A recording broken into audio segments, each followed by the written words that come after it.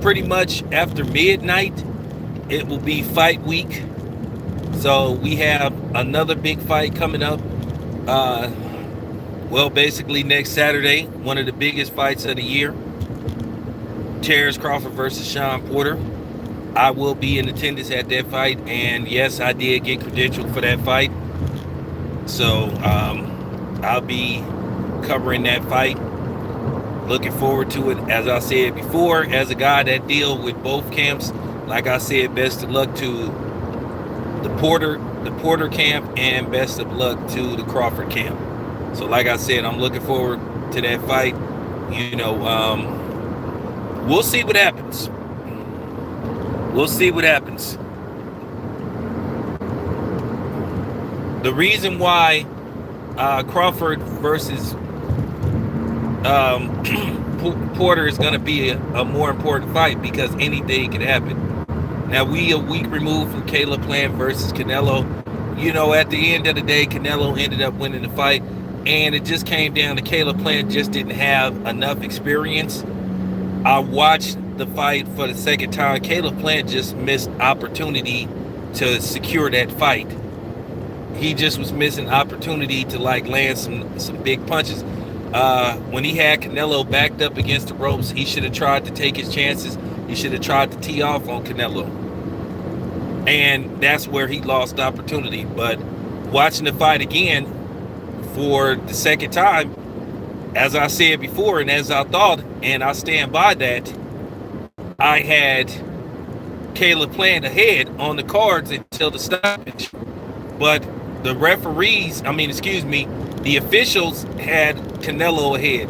Now, Steve Farhood had Canelo ahead by wide margin, but that's him. I'm not going to even get into that, but that's the pros and cons when you fight Canelo. Now, from what I'm hearing, Canelo is more than likely going to fight Charlo next. If not Charlo, somebody else. From my knowledge, Canelo isn't going back up to 175. At least not for a while. So he's going to stay at 168, because they basically want to try to make the David Benavidez fight. And from what I'm hearing, unfortunately, David Benavidez, that's a fight that's on the back end. That fight is not going to happen anytime soon.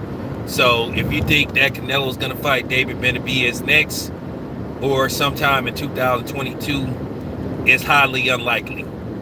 Canelo's trainer has hinted that fight is, a couple of years away. Because that's a fight that they feel like if Canelo keeps winning, David Benavidez keeps winning, they could put that in a football stadium and have like a football stadium like atmosphere, because that's a fight they want to sell a lot of tickets, and they want that fight to be huge. So they want to build up that fight. So if David Benavidez keeps winning, Canelo keeps winning, the anticipation going into that fight could be huge. Now, as far as the pound for pound list goes, as I said before, I'm not about to argue with people about who I think is pound for pound number one. As I said before, until Terrence Crawford gets knocked off, Terrence Crawford to me is number one pound for pound. I'm not going to argue with any black people about it. I ain't going to argue with no Mexicans about it, no white people about it. Terrence Crawford is my number one pound for pound. Just because ESPN say something or Showtime, that don't mean I have to agree with them. My opinion is my opinion. If you catch feelings, that's your damn problem, not mine. Not finna argue with you, not finna go back and forth with you about it. Because people love to say, well, who is Terrence Crawford that fought? Well, who is Canelo that fought? Okay? Because at the end of the day, he struggled with Caleb Plant, whether you like it or not. Inexperienced Caleb Plant. If Showtime want to try to make it look like that Canelo was blowing Caleb Plant out, that's them. But if you really watch the fight objectively, you will see it's a close fight.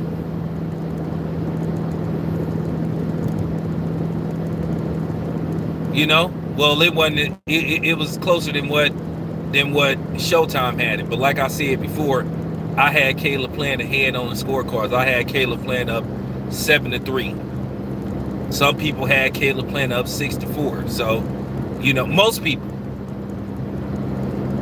And then what's so funny about it, people love to try to turn everything into a race thing.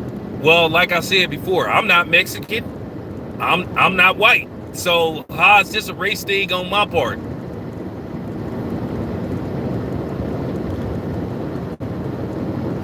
So I'm supposed to automatically say Canelo was winning because Hispanics tell me so. Sorry, not gonna happen. Doesn't work like that. But it's all good though. But yeah, Canelo, from what I've been hearing,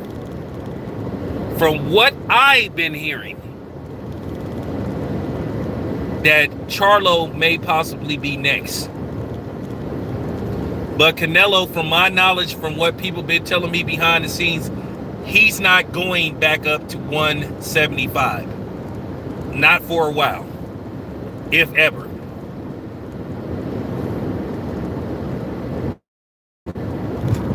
So he won't be. So I doubt very seriously if you'll see a Canelo Artur Benavidez fight, because at the end of the day, Artur Benavidez is a very dangerous fighter, and I mean the dude hits like for real. And I just think Canelo wouldn't be able to take too many of them punches. One thing about Artur Benavidez, he got deceptive speed.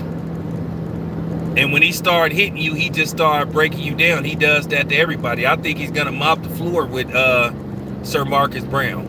Now, if Artur Benavidez looks, like he's slowing down, because at the end of the day, you have to keep in mind Artur Benavidez is like 36, 37. So he is getting up there in age. Now, if he looks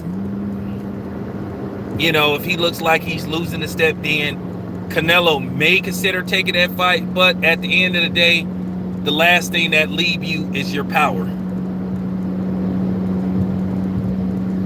And Artur Benavidez could land something that could really do some damage to Canelo. And I think he would be taking a huge risk taking on somebody like Artur Benavidez. I know his fans think he can beat him, but Canelo himself hinted that that's a fight he not that he might not be willing to take. But we'll see, because Artur Benavidez have a fight coming up next month versus Marcus Brown, because basically they got fights every week going until December, or they may have a fight every week going into the end of the year. I didn't get to see the Jaime Munguia fight versus Rosado, but this is the thing. Everybody was saying what a great fight it was, but who hasn't beat Gabe Rosado? It's not like he hasn't lost before. He has quite a few losses.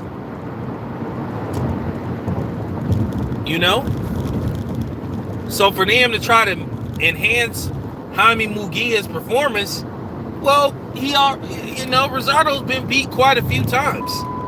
This isn't nothing out of the ordinary. He's a good fighter. He comes to fight. He puts on the show, but let's not pretend that this dude is like some world beater with, 1 or 2 losses. This is a dude that has quite a few losses. So I'm just keeping it a buck. And I know they've been trying to blow up Munguia ever since he showed up a couple of years ago. But you have to admit he's been carefully matched as well. Guys that stand in front of him, defensive savvy fighter since he popped up. That's just truth. That's just the honest God truth. So I heard it was a competitive fight, but like I said before, that wasn't a fight that I was checking for. I'm just being honest.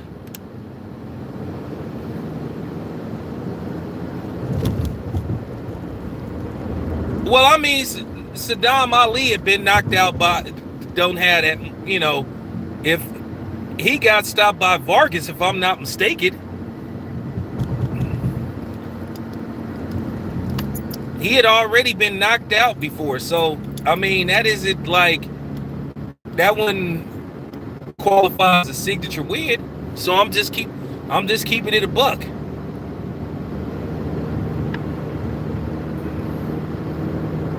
I'm just keeping it a buck. Jaime Munguia, I'm not really that impressed with him because, like I said, he's been carefully matched since he's popped up. They didn't want to put him in the ring with Hurd at the time. They didn't want to put him in the ring with any of the Charlo brothers.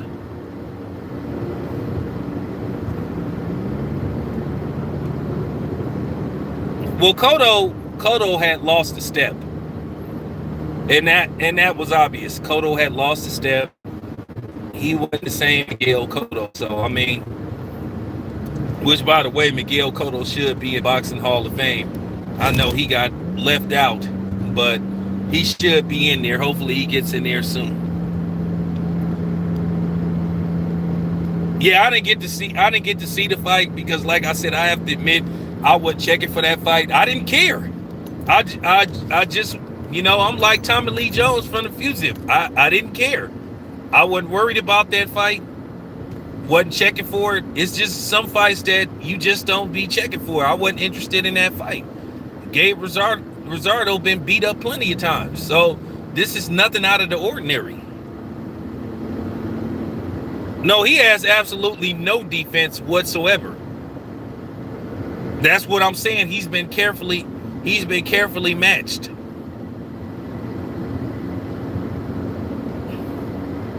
Nobody believes he could beat the upper echelons of middleweights, junior middleweights, or even super middleweights.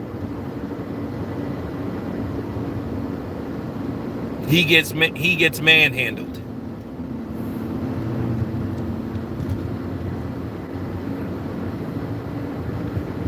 No, I already know he don't have no defense.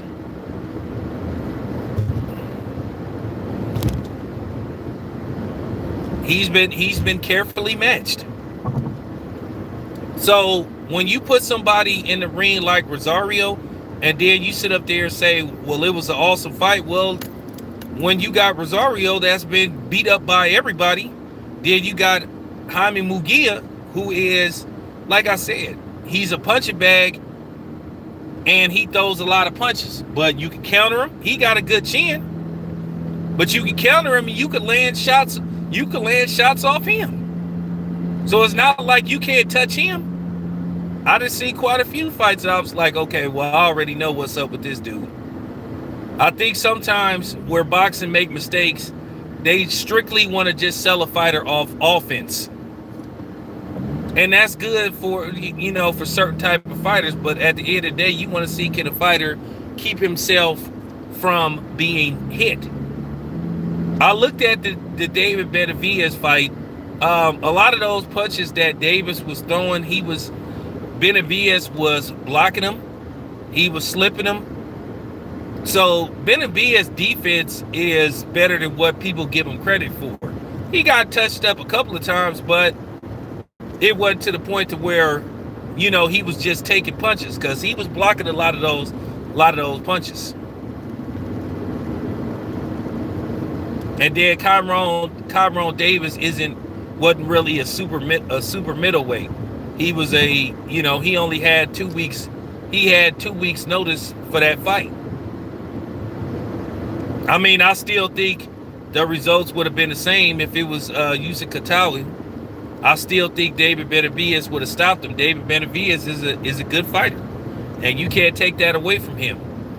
He told me a long time ago, when I interviewed him, he said he here to sell tickets. He say he want to be a star. I mean, as you can see, he had the Gucci blazer on.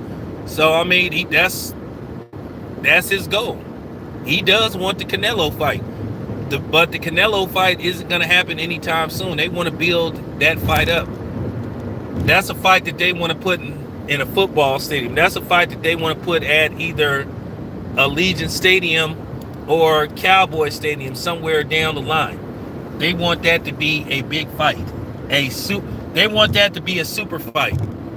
So that's why they not gonna make that fight right now. They want to be able to fill up like a football stadium. They want to build David Benavidez' stature up.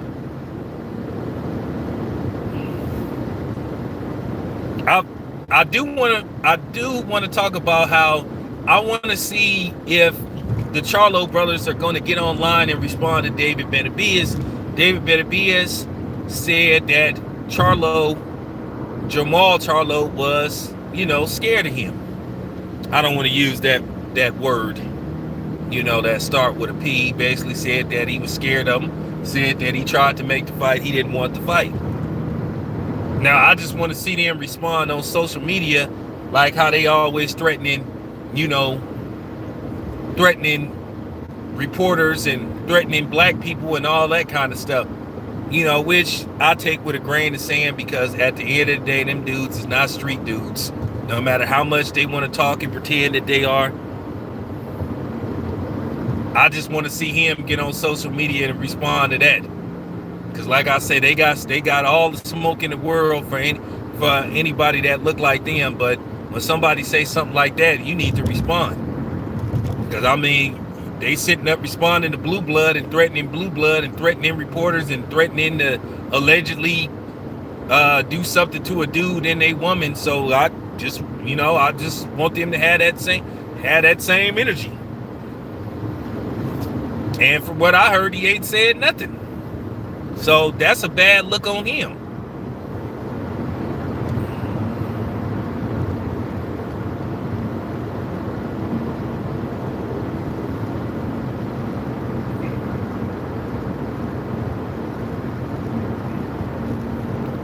Well, at the end of the day, that just exposes them, not me.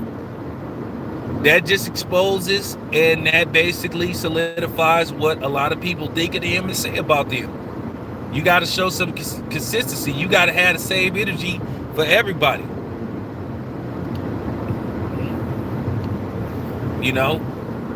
But as I said before, a lot of fighters listen to my channel. They know who I am and stuff. So at the end of the day, I'm not your average reporter.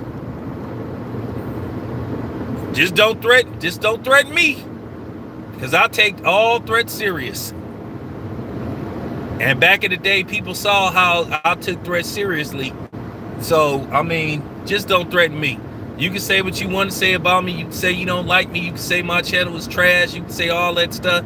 But don't make no personal threats. Don't say that you gonna slap me when you see me, because that's not gonna happen.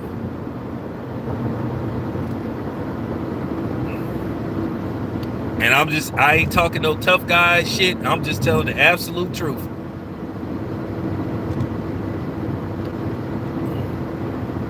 It ain't no reason to threaten no reporter. You can clap back, but when you start saying you gonna do physical harm to somebody, man, that's a reflection on you that make you look bad. And then when you always sitting up here arguing and chopping down your own, but then you kiss it up to somebody else that don't look like you did, that's another reflection on you. And people see you for who you really are. Now, we waiting to see what Jamal is going to say when it comes to David Benavidez. The whole world heard the dude call him out his name and said that he was scared.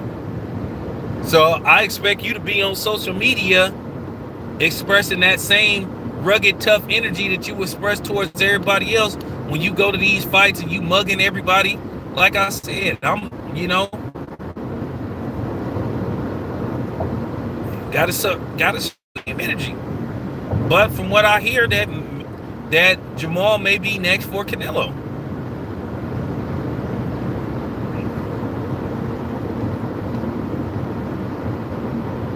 Now, I'm gonna say this right quick, and I know this is gonna anger some people, but ask me, do I care? Because I don't care. I'm gonna continue to say what I need to say, and that's just how I am. Now, let's talk about Canelo's alleged pay-per-view numbers. They said that Canelo versus Caleb Plant did around 800,000. I don't know if I believe that. And that's just my own personal opinion. I think it did okay. I think they did probably around 500,000, maybe six at best. But I just don't know about no 800,000 because at the end of the day, Caleb Plant, at least around the boxing realm, as far as casuals go, he was unknown. He was up and coming, but he was relatively unknown as far as boxing goes.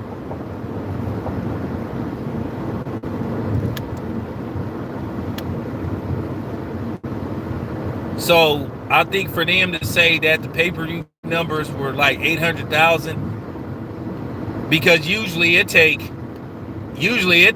well over a week for pay-per-view numbers to come out. And then for them to say that it did around 800,000, well, I don't know about that. But I think it did well. I mean, they sold a lot of tickets, which they did. They did a nice gate. But do I think it did like almost 1 million? I don't know about that. And I know somebody gonna come on here and say I'm hating and all that kind of stuff. Like I care. I said what I said. I meant every word.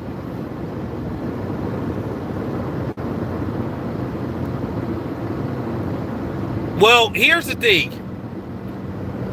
I think expect the unexpected with Terrence Crawford versus Sean Porter. It's going to be a good fight. It's going to be an action-packed fight. I'm not going to pick a winner, but it's going to be an action-packed fight. I know for a fact that the Porter camp has some traps that they're going to try to set for Bud. And the same thing with Bud, they have some traps that they're going to try to set for Sean Porter. And that's all I can say. I'll talk to the people in Bud's camp. I'll talk to some people. Now, we had this conversation, and I sort of like did what you would call I asked the question, I posed the question, and the question has been answered.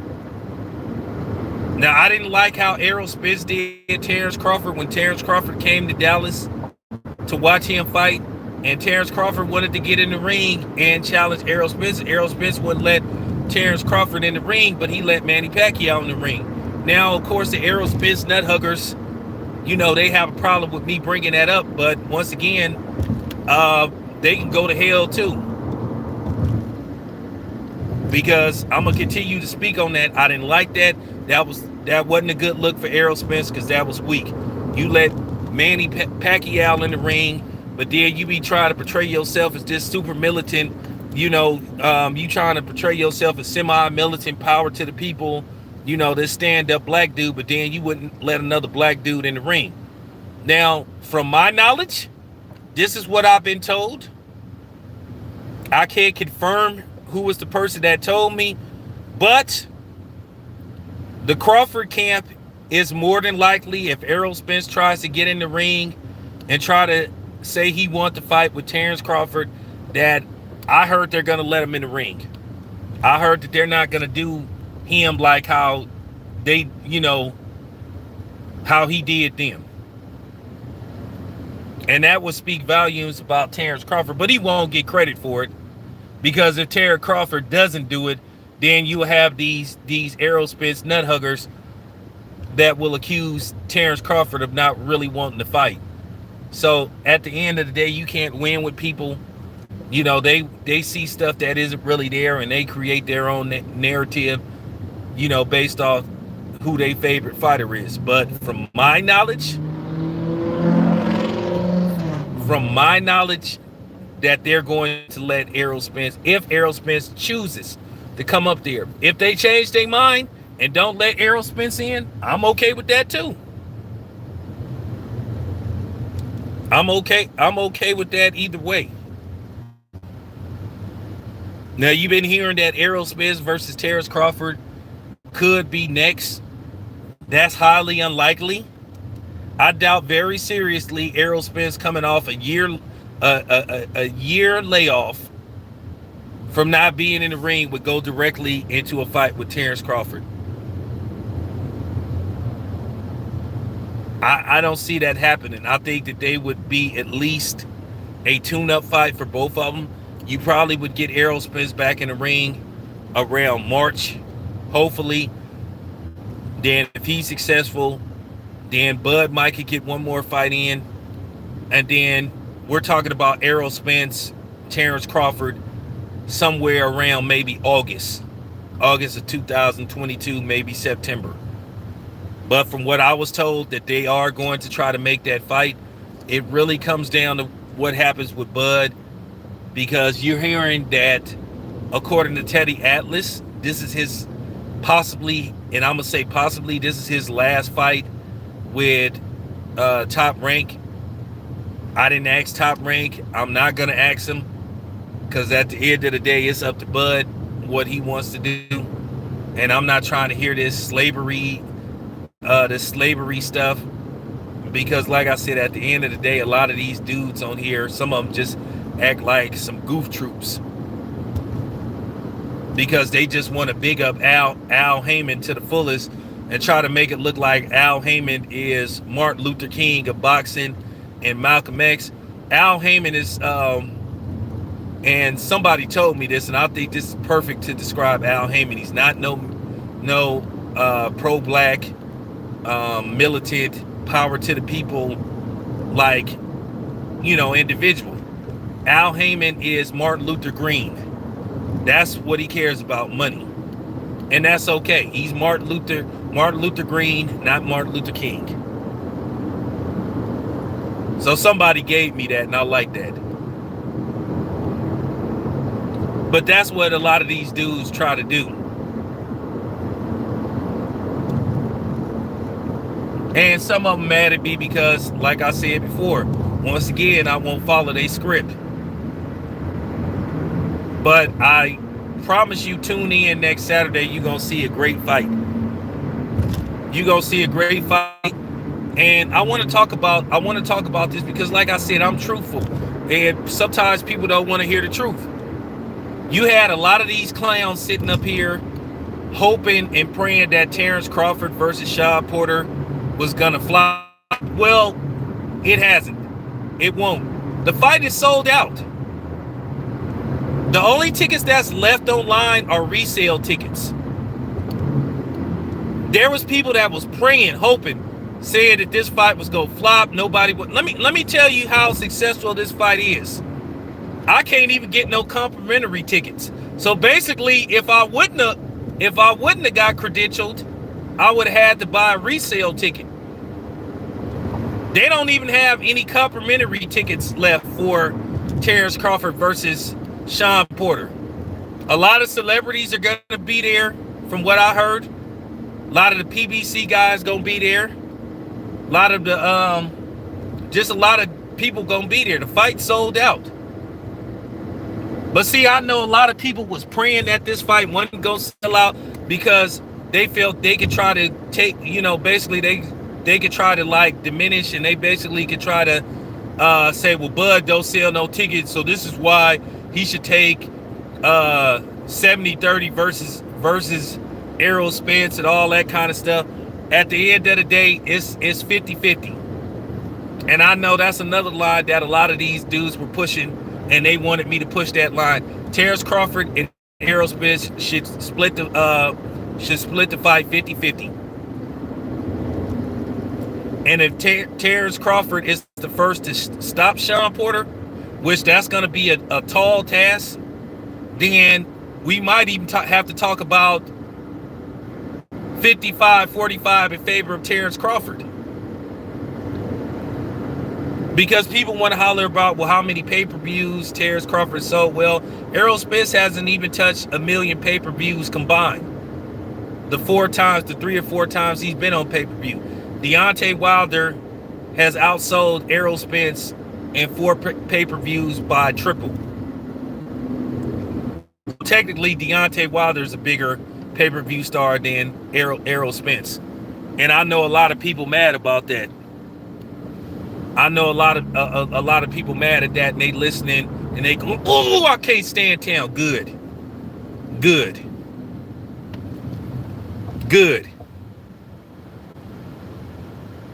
Yeah, I know some of y'all listening said, Cause you just mad because I won't cause I won't follow y'all's script. Like I said, you had a bunch of cornball, like little midget niggas talking about the fight was gonna flop, and people was thinking about Thanksgiving and all that stuff. Like I said, people buy their Thanksgiving stuff like in October. The fight is $70, not $700. The fight is $70, not no $700. And that just goes to show you how fake these dudes is. They actually wanted a fight to flop between two black men. That shows how they really feel. And then the same thing with the Errol Spence apologists. They wanted this fight to flop so they could sit up there and try to say and try to justify why Errol Spence should get a bigger piece of the pie, and he shouldn't. This fight should be 50-50. Right down the middle. 50-50 fight. And like I said, if Terrence Crawford is the first to stop Sean Porter, then like I say, we talking about possibly 55-45 in favor of Terrence Crawford. But like at the end of the day, I'm not even trying to do that. I just want the fight to happen. I just think both of these brothers should make $10 million apiece, because Terrence Crawford versus Terrence Crawford versus Errol Spence, it don't matter what fight take place next year. That's the biggest fight of the year. That's going to be the most anticipated fight of 2022 if they can get it done. Because, for real,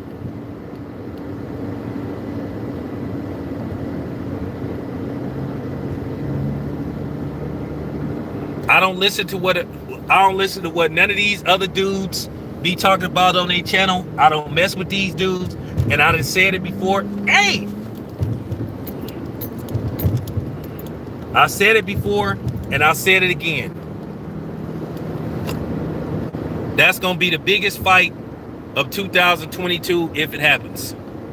Ain't no way in hell that Terrence Crawford should take 60-40 or no 70-30 or no 80-20 to no Errol Spence. Take it however you want. You can sit up and make a counter response to what I have to say. That's fine.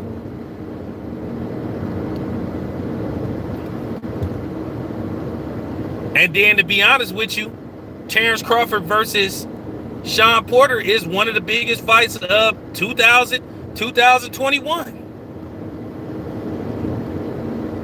I think this fight is going to do some solid numbers on pay-per-view. The fight is sold out. The fight sold out. Like I said, you had a lot of these fake-ass YouTubers lying about Terrence Crawford's value, lying about Terrence Crawford's popularity. Every time Terrence Crawford fought on TV, he did numbers. This man was doing 1.72 million views on ESPN every time he fought. So I don't understand, why is it a surprise that this fight sold out? Terrence Crawford sold out Lincoln, Nebraska. He sold out Omaha, Nebraska. I mean, for real, Terrence Crawford was able to get like over 10,000 people at Madison Square Garden versus Kabalaskis, the Mean Machine. He was able to get over 10,000 people at the MGM Grand Garden Arena versus Jeff Horn.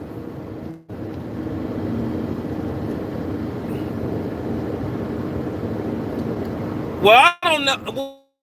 Well, Bud is on pay-per-view. He ain't had the right opponent. The Amir Khan fight shouldn't have been on pay-per-view. People pay for fights that they have a lot of anticipation about. See, they gonna pay for this fight because Sean Porter brings it. And there's the possibility running in people's mind that Sean Porter could do the unthinkable. And that's real talk. There's the possibility that Sean Porter could do the unthinkable, which is upset Terrence Crawford. Sean Porter has been even in defeat, Sean Porter has been in every fight. He's not like flat out got dominated. Every fight has been competitive, even in defeat. So this is why they believe he could do some things with Bud. This is why people want to see this fight. This is why people paid their money to see this fight. This is why this fight is sold out. Because there's always something that could happen the way Sean Porter fights. He could land something that put Bud's lights out. Same thing with Bud. At any given moment, Bud could land a punch that Sean Porter don't see, and he could put Sean Porter's lights out. That's why you should watch this fight. That's why this fight sold out. And like I said, for the people that's listening to this video, it don't even matter whether you just black or whatever color you are. You seeing how fake some of these so-called black media people are. They wanted this fight to fail. You had people making videos saying that this fight was go flop. But then they try to talk all that pro-black militant shit on their channel. You actually had people saying that this fight was go flop. Well, it did flop. The fight sold out. I talked to Evan Korn yesterday trying to see could I get a complimentary ticket. He said they don't have even complimentary tickets left. So that mean a lot of people is coming to this fight. So like I said before, you guys go see a lot of probably celebrities at this fight. So therefore, you guys, I'm gonna try to give y'all the best coverage I can. Well, I'm not gonna say the dude's name because I don't want to give people no free publicity thing, but most people that follow my channel, they know who I'm talking about.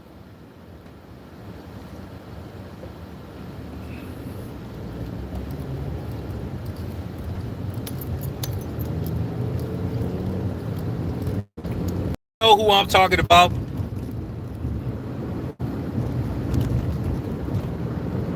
So like I said before, this fight, I'm really happy. I was pleased when I found out that this fight sold out. Keep in mind, you guys, Bob Arum told me. Now, I thought Bob Arum was just being Bob Arum. Because I know how Bob Arum talk. I done seen him do interviews. I done interviewed him a few times. I don't really talk to Bob Arum like that. I don't have nothing against Bob Arum.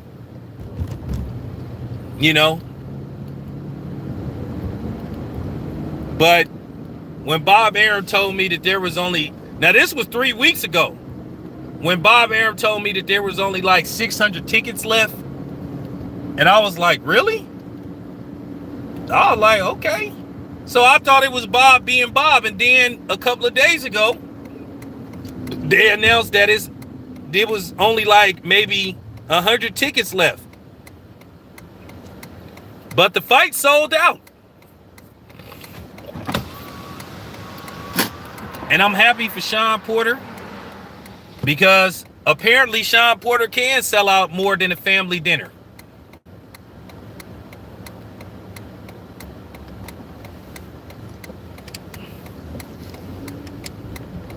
So, you would think black media would be happy that this fight sold out.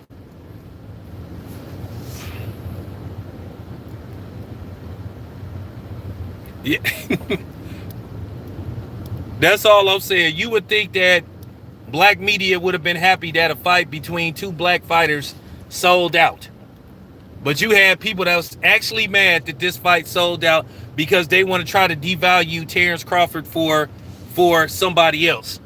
Because they don't want Terrence Crawford to get the same as one other fighter. Because they oh man, like I said, you can't make this shit up. But it is what it is. Yeah, J-Dog. Well, J-Dog is real.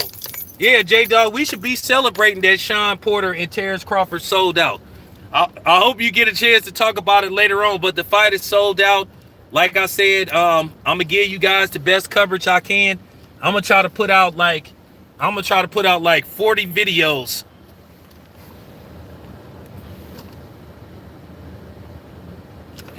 Come on, Oakland, man. You know who I'm talking about. This has been going on for a while. People actually wanted this shit to fail, man. Well, J-Dog, I'm gonna try to get as many interviews as possible. So, hey, hopefully Dave Chappelle come to this one. But anyway, you guys, I'm out.